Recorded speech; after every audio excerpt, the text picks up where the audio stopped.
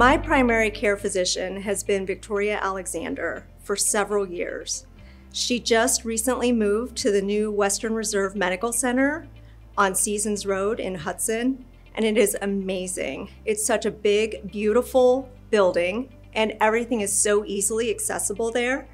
I was very excited to be able to have all my blood work that she ordered done right there that same day. In addition, I was able to have my yearly mammogram screening done at Western Reserve Hospital in the Women's Imaging Center. And it was quick, it was easy, and the tech, Rachel, was amazing. She explained everything she was doing.